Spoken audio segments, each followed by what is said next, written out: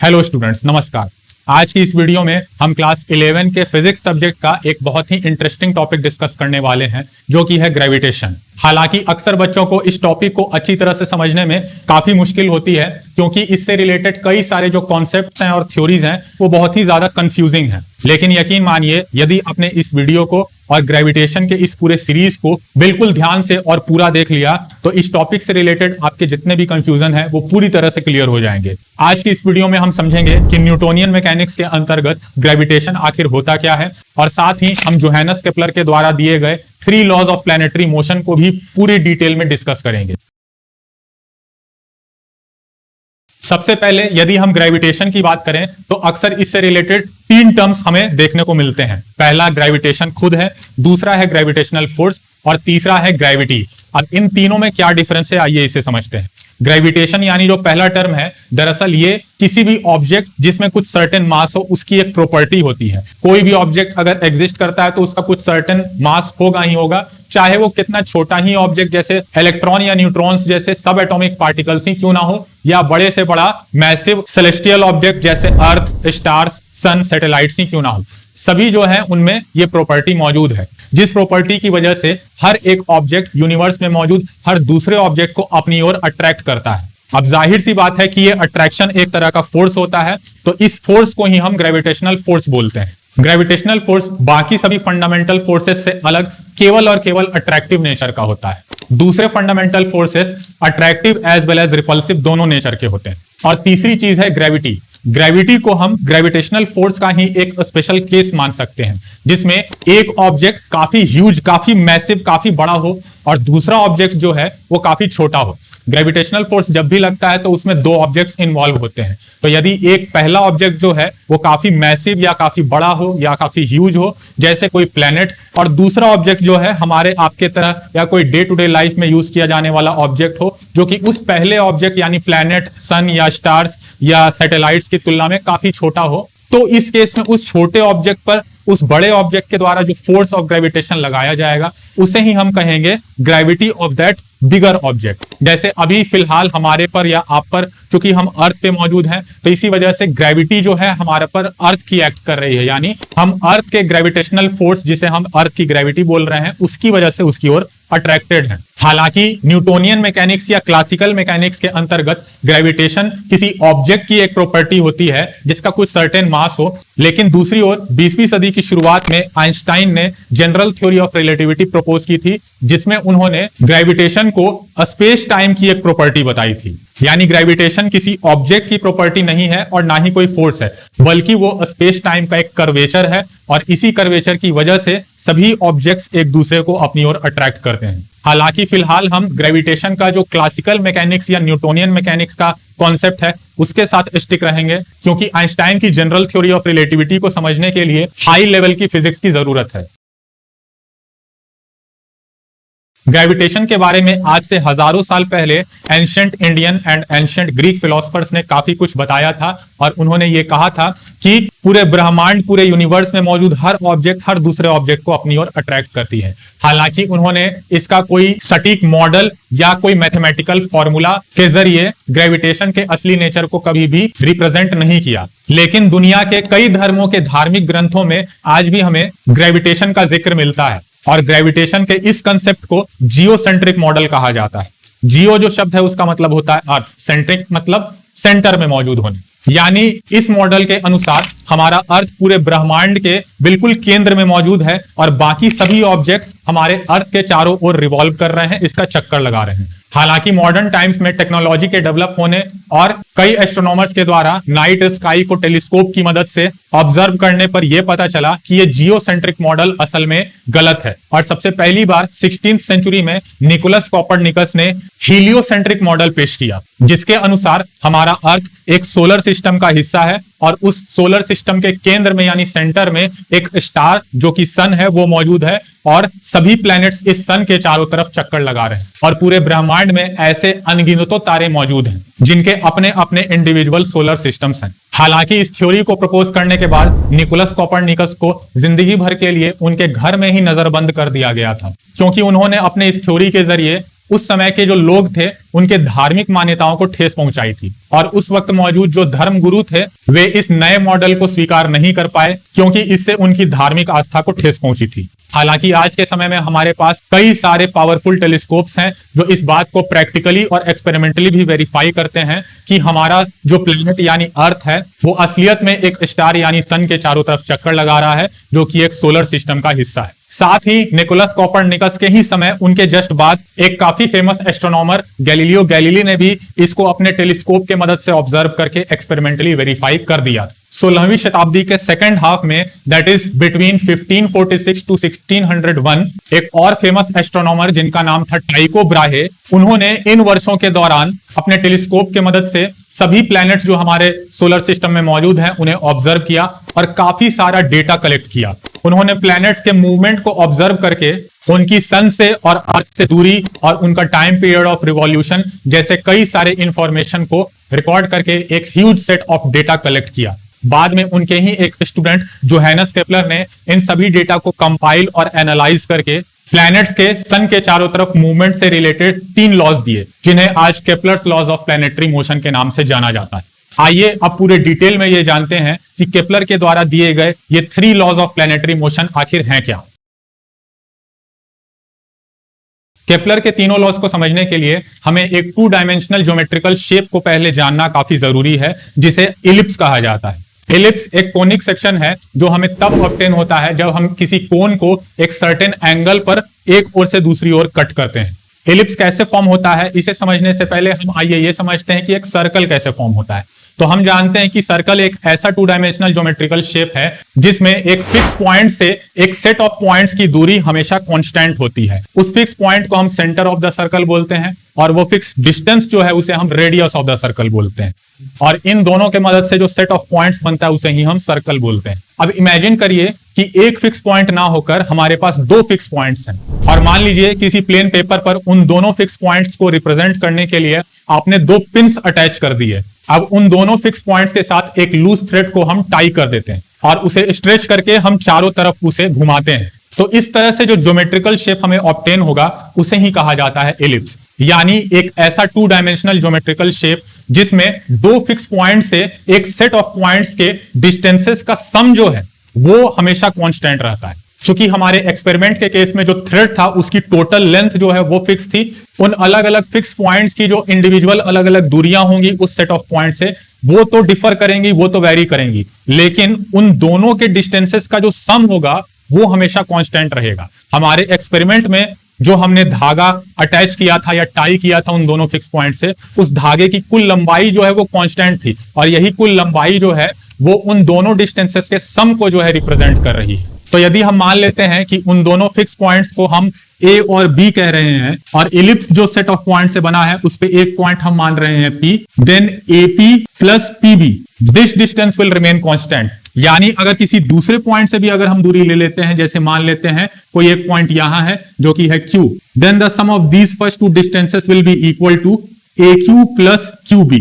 सो इस तरह से एक इलिप्स का फॉर्मेशन होता है और इन दोनों फिक्स पॉइंट्स को हम फोकाई ऑफ द इलिप्स कहते हैं। अब आइए इलिप्स से रिलेटेड और भी जो बाकी टर्म्स हैं उन्हें समझते हैं, जिनका केपलर के 3 लॉज ऑफ प्लैनेटरी मोशन को समझने के दौरान जिक्र होगा। तो जैसा कि हमने ऑलरेडी देख लिया है कि ये दोनों फिक्स पॉइंट्स जो हैं इन्हें फोकाई या फोकस कहा जाता है, तो इन्हें हमने F1 और F2 नाम दिया है। F1 और F2 को ज्वाइन करने वाला जो इमेजिनरी लाइन सेगमेंट होता है जिसके दोनों एंड पॉइंट्स इलिप्स पर लाई करते हैं उसे हम मेजर एक्सिस बोलते हैं। मेजर एक्सिस का जो मिड पॉइंट होता है जिसे हमने यहाँ पे O से रिप्रेजेंट किया है, इसे सेंटर ऑफ द इलिप्स कहा जाता है। और इस सेंटर ऑफ इलिप्स से यदि हम एक इमेजिनरी लाइन सेगमेंट ड्रॉ करें जो कि मेजर एक्सिस के परपेंडिकुलर हो तो उसे हम माइनर एक्सिस कहते हैं। जो मेजर एक्सिस है वो इलिप्स का लॉन्गेस्ट कॉर्ड भी कहा जा सकता है और जो माइनर एक्सिस है वो इस इलिप्स का शॉर्टेस्ट कॉर्ड भी कहा जा सकता है। तो एक तरह से हम कह सकते हैं कि जो सर्कल में डायमीटर का रोल होता है या सिग्निफिकेंस होता है,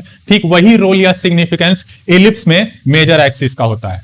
यदि हम मेजर एक्सिस के हाफ डिस्टेंस को लें, यानी जो सेंटर O है वहां से एक and point that is A तक के बीच की दूरी या दूसरे एंड पॉइंट यानी B तक के बीच की दूरी, तो इस डिस्टेंस को हम सेमी मेजर एक्सिस कहते हैं। यानी OA equals OB equals the length of semi major axis. अब आइए इन सभी चीजों को ध्यान में रखते हुए केपलर के 3 लॉज ऑफ प्लैनेटरी मोशंस को डिस्कस करते हैं। तो केपलर का जो पहला नियम है, इसे लॉ ऑफ प्लैनेटरी ऑर्बिट कहा जाता है। इस लॉ के अनुसार सभी प्लैनेट्स सन के चारों तरफ एक इलिप्टिकल ऑर्बिट में रिवॉल्व करते हैं, जिसके 2 में से एक फोकल पॉइंट पर सन मौजूद होता है। तो यदि हम इस इलिप्स को किसी प्लैनेट का इलिप्टिकल ऑर्बिट माने, तो हम कह सकते हैं कि प्लैनेट इस पाथ पर रिवॉल्व कर रहा होगा और F1 या F2 दोनों में से किसी एक पॉइंट पर सन मौजूद होगा। यदि F1 पर मौजूद होगा तो इस केस में हम कह सकते हैं कि जब A पॉइंट पर वो प्लैनेट आएगा तो सन से उसकी जो डिस्टेंस होगी, जो दूरी होगी, सबसे कम होगी, और उसी तरह से जब वो प्लैनेट अपने ऑर्बिट पर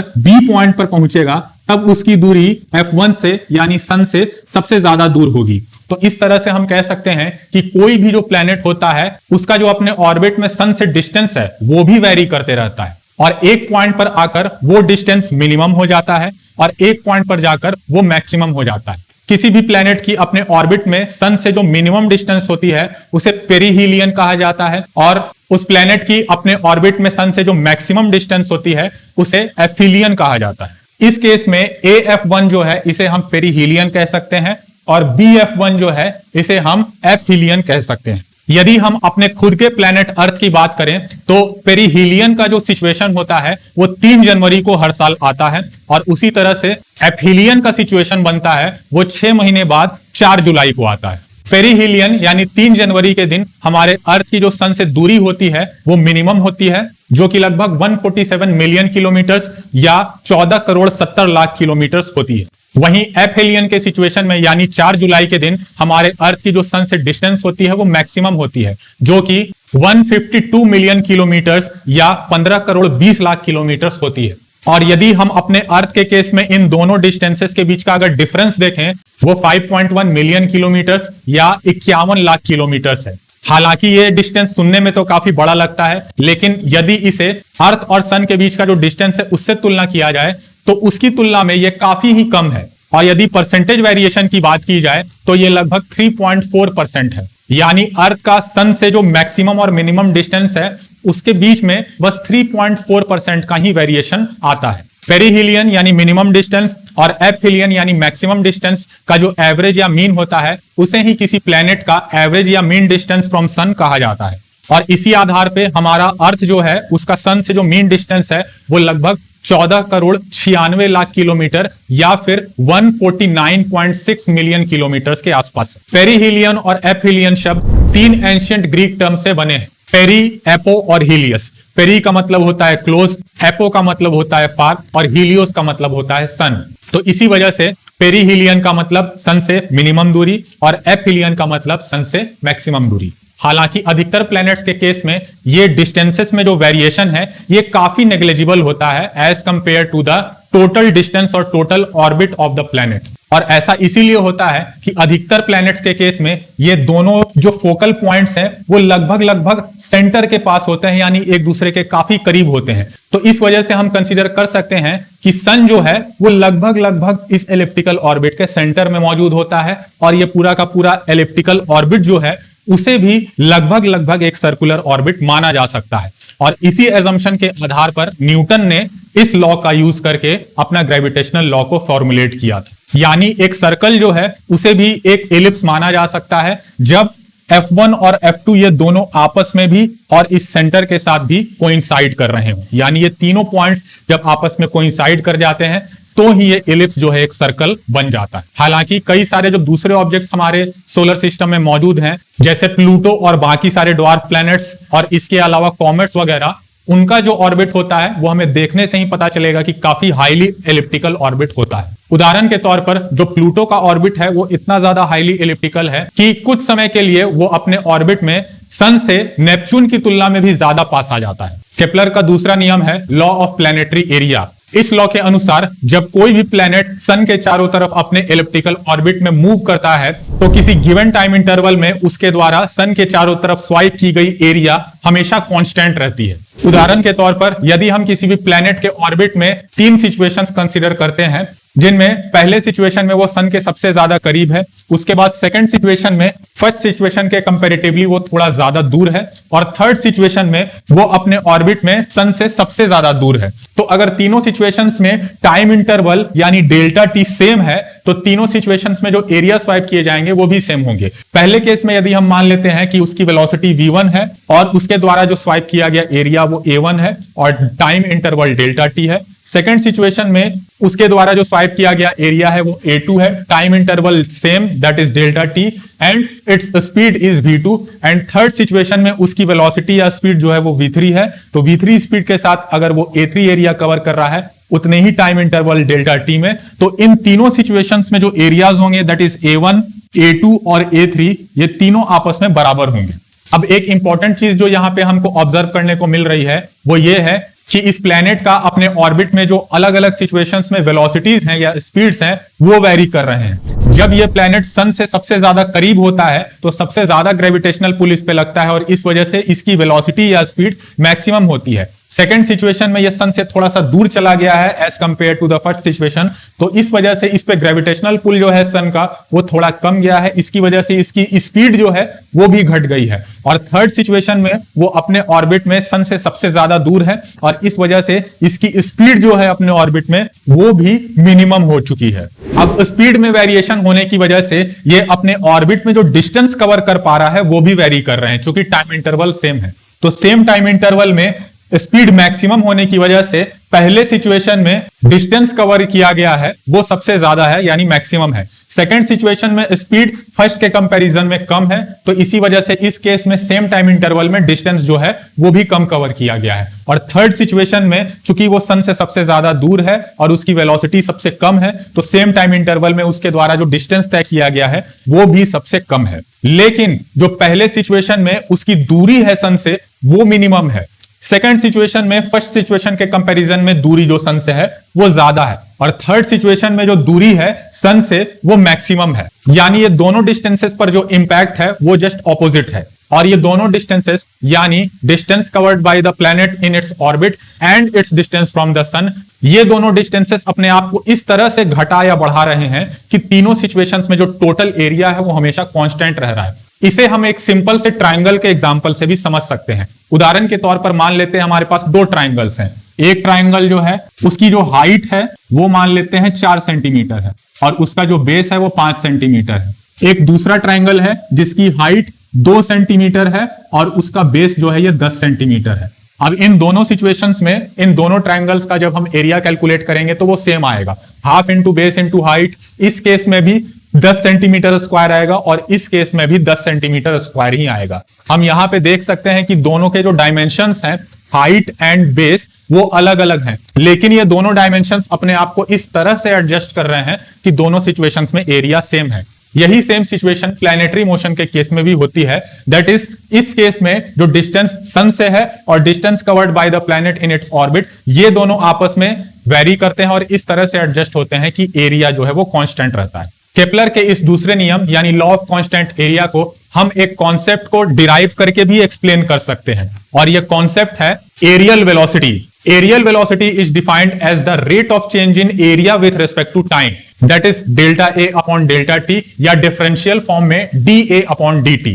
यानी प्लेनेट के द्वारा अपने ऑर्बिट में सन के चारों तरफ जो एरिया स्वाइप किया जा रहा है उसके चेंज होने का रेट क्या है। और इस डेरिवेशन में हम इस areal velocity that is delta A upon delta T को कांस्टेंट प्रूफ करेंगे। यदि areal velocity that is delta A upon delta T यानी एरिया के चेंज होने का रेट कांस्टेंट है तो हम कह सकते हैं कि किसी गिवन टाइम इंटरवल में जो एरिया स्वाइप किया जाएगा वो भी कांस्टेंट होगा। इसे नॉर्मल जो वेलोसिटी का कंसेप्ट है उससे भी हम समझ सकते हैं। हम जानते हैं कि velocity is the rate of change in position with respect to time होता है और यदि वेलोसिटी कांस्टेंट है तो इसका मतलब है कि जो पोजीशन में चेंज होने का रेट है वो कांस्टेंट है। यानी किसी गिवन टाइम इंटरवल में जो ऑब्जेक्ट होगा उसके द्वारा जो डिस्टेंस तय किया जाएगा या उसका जो डिस्प्लेसमेंट होगा या उसके पोजीशन में जो चेंज होगा वो कांस्टेंट रहेगा। तो ठीक उसी तरह से यहां पे एरियल वेलोसिटी के कांस्टेंट होने का मतलब है किसी गिवन टाइम इंटरवल में delta A that is area का कांस्टेंट होना। अब यहां पे हमने एक सिचुएशन कंसीडर किया है जिसमें कोई एक प्लैनेट है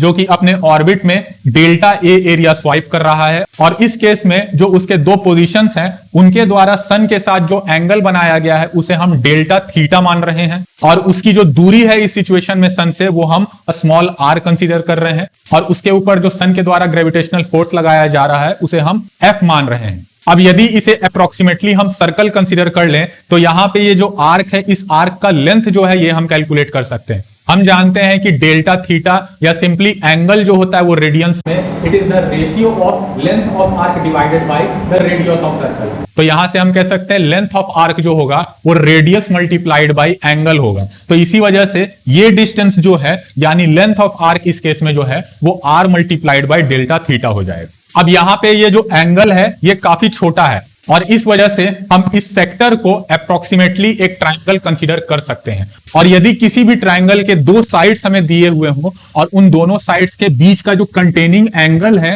वो हमें दिया हुआ हो तो उस ट्रायंगल का जो एरिया होता है that is equal to half A B sine theta, यानी half multiplied by the product of length of both this sides multiplied by sine of the angle between them. So यहां पे ये दोनों sides जो हैं ये लगभग आर के बराबर ही होंगे क्योंकि जो एंगल है वो काफी छोटा है। तो इस वजह से ये area that is delta A will become equal to half multiplied by R into sine delta theta which can be written as half R square sine delta theta. अब चूंकि यहां पे जो डेल्टा थीटा है ये हम बार बार कह रहे हैं कि ये काफी छोटा है, तो इस वजह से इस साइन डेल्टा थीटा को अप्रोक्सीमेटली हम थीटा कह सकते हैं, क्योंकि जब एंगल बहुत छोटा होता है तो उस सिचुएशन में साइन थीटा अप्रोक्सीमेटली थीटा के बराबर होता है in terms of radians. So from here delta A will be equal to half R square delta theta. अब चूंकि हमें एरियल वेलोसिटी कैलकुलेट करनी है जो कि delta A upon delta T होती है, तो इसी वजह से इस इक्वेशन को हम दोनों साइड डेल्टा टी से डिवाइड करेंगे। So this equation will become delta A upon delta T equals half multiplied by R square multiplied by delta theta upon delta T.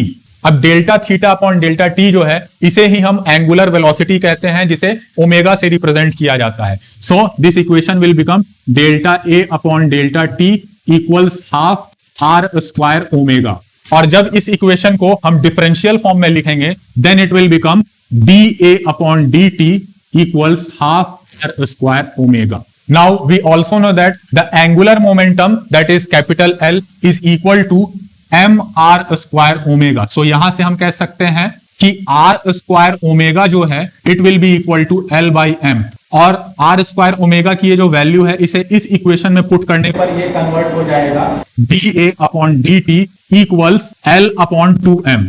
अब यदि हम किसी भी रोटेशनल मोशन की बात करते हैं तो वहां पे एक और टर्म आता है जिसे हम कहते हैं torque, and torque is nothing but rate of change in angular momentum with respect to time, that is dl upon dt.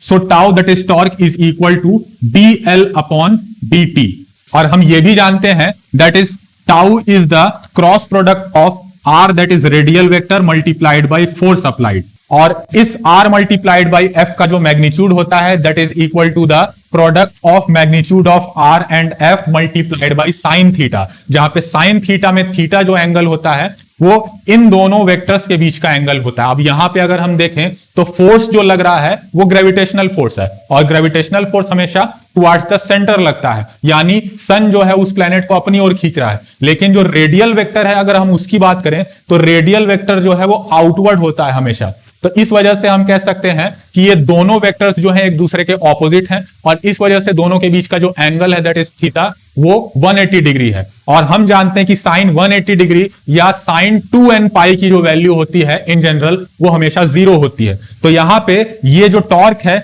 इसका जो मैग्नीट्यूड होगा इसी वजह से वो भी 0 हो जाएगा, और टॉर्क का मैग्नीट्यूड अगर 0 है तो इसका मतलब dl अपॉन dt जो है ये भी 0 है, यानी एंगुलर मोमेंटम के चेंज होने का रेट जो है वो 0 है। इसका मतलब ये हुआ कि एंगुलर मोमेंटम जो है वो कांस्टेंट है, और एंगुलर मोमेंटम यदि कांस्टेंट है तो ये पूरा टर्म जो है that is L upon 2m ये भी कांस्टेंट होगा, क्योंकि मास तो हम जानते हैं कांस्टेंट होता ही है, और इस वजह से हम कह सकते हैं कि dA upon dt which is equal to L by 2m ये भी कांस्टेंट होगा। तो यहां से ये प्रूफ हो जाता है कि जो rate of change in area है with respect to time, that is areal velocity, किसी भी प्लेनेट के लिए वो हमेशा कांस्टेंट रहता है। और यही कारण है कि कोई भी प्लेनेट एक गिवन टाइम इंटरवल में एक निश्चित एरिया ही कवर करता है जो कि कांस्टेंट होता है। केपलर का तीसरा और आखिरी नियम है law of planetary time period. Unlike the first two laws, ये लॉ एक मैथमेटिकल फॉर्म में है और इस लॉ के अनुसार the cube of semi major axis of the planetary orbit is directly proportional to the square of time period of revolution. इसका मतलब है कि किसी भी प्लैनेट के लिए उसके एलिप्टिकल ऑर्बिट का जो सेमी मेजर एक्सिस होता है उसका क्यूब डायरेक्टली प्रोपोर्शनल होता है उसके टाइम पीरियड ऑफ रिवॉल्यूशन के स्क्वायर के, यानी जितना समय उसको अपने ऑर्बिट में पूरा एक रिवॉल्यूशन कंप्लीट करने में लगता है उसका स्क्वायर। सो यदि हम मान लेते हैं कि कोई प्लैनेट है जिसका एलिप्टिकल ऑर्बिट जो है उसके दो फोकल पॉइंट्स F1 और F2 में से सन जो है वो F1 पॉइंट पर सिचुएटेड है और इसका जो मेजर एक्सिस है दैट इज AB, उसका कुल लेंथ जो है वो 2a है, तो सेमी मेजर एक्सिस की लंबाई इसका आधा हो जाएगा दैट इज a के बराबर हो जाएगा। और यदि हम टाइम पीरियड ऑफ रिवॉल्यूशन जो है उसे कैपिटल T मान लेते हैं, then we can say that according to this law T square is proportional to a cube. अब जो प्लैनेट का सन से नियरेस्ट पॉइंट है दैट इज ए, उसे हम पेरिजी कह रहे हैं, और उस प्लैनेट का जो सन से फारदेस्ट पॉइंट है दैट इज बी, उसे हम एपोजी कहते हैं। सन से पेरिजी के बीच की दूरी दैट इज AF1 जो है इसे हम R1 मान रहे हैं, और सन से जो एपोजी के बीच की दूरी है दैट इज BF1 उसे हम R2 मान रहे हैं। तो हम कह सकते हैं कि ये पूरा मेजर एक्सिस जो है उसका लेंथ जो है it can also be written as R1 plus R2। So we can say that R1 plus R2 is equal to 2a. So from here we can say that a is equal to R1 plus R2 upon 2. यानी अगर इस equation में इस value को अगर हम put करें तो ये बन जाएगा t square is proportional to a cube that is R1 plus R2 divided by 2 का क्यूब। इस इक्वेशन को एक और रूप में हम इस तरह से लिख सकते हैं कि हम जानते हैं कि प्रोपोर्शनैलिटी का साइन जहां पर होता है उसे हटाने पर एक कांस्टेंट ऐड किया जाता है। So we can say that T square is equal to K multiplied by A cube, यानी T square upon A cube is equal to a constant. इस इक्वेशन का मतलब है कि जितने भी प्लैनेट्स हमारे सोलर सिस्टम में हैं उन सभी के लिए जो टाइम पीरियड ऑफ रिवॉल्यूशन का स्क्वायर है डिवाइडेड बाय उसका जो सेमी मेजर एक्सिस का क्यूब है ये हमेशा कांस्टेंट रहता है, और सभी जितने भी प्लैनेट्स हमारे सन में उन सभी के लिए ये रेशियो जो है ये हमेशा कांस्टेंट रहता है। भले सभी का जो टाइम पीरियड ऑफ रिवॉल्यूशन है और सभी का जो सेमी मेजर एक्सिस की लंबाई है अलग अलग हो, लेकिन वो इस तरह से एडजस्ट होते हैं कि ये रेशियो सभी के लिए सेम रहता है। सो स्टूडेंट्स, ये था ग्रेविटेशन चैप्टर सीरीज का पहला वीडियो जिसमें हमने ग्रेविटेशन के बेसिक कंसेप्ट को समझा और साथ ही केपलर के तीनों लॉज ऑफ प्लैनेटरी मोशन को भी पूरे डिटेल में डिस्कस किया। उम्मीद है आपको ये वीडियो काफी इंफॉर्मेटिव लगा होगा और ये सारे कंसेप्ट्स आपके क्लियर हो गए होंगे। वीडियो को यहां अंत तक देखने के लिए आपका बहुत बहुत धन्यवाद। यदि आपका इस टॉपिक से संबंधित कोई भी डाउट रह गया हो तो वो आप मुझे नीचे कमेंट सेक्शन में जरूर बताएं, मैं उसे सॉल्व करने की जरूर कोशिश करूंगा। इसके अलावा यदि आपका किसी दूसरे टॉपिक से संबंधित भी कोई डाउट हो या फिर आप उस पर सेपरेट एक पूरा डिटेल्ड वीडियो चाहते हैं तो वो भी आप मुझे नीचे कमेंट करके बता सकते हैं। अगली वीडियो में हम केपलर के लॉज ऑफ प्लैनेटरी मोशन से रिलेटेड न्यूमेरिकल्स को सॉल्व करेंगे। तब तक के लिए नमस्कार।